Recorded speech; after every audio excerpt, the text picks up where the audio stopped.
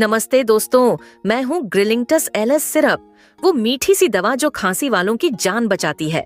पर क्या तुमने कभी सोचा है कि मेरी लाइफ कितनी ड्रामेटिक होती है?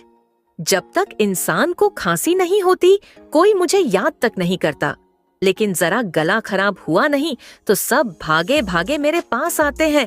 फिर मैं बड़ी इज्जत के साथ घर आती हूँ, मगर मुझे सही टाइम पर पिया जाए ये जरूरी है। लेकिन कुछ लोग तो मुझे ऐसे गटकते हैं जैसे मैं शरबत हूँ। अरे भाई, डॉक्टर ने जितना कहा है उतना ही पियो। मैं खांसी की दवा हूँ, कोल्ड ड्रिंक नहीं।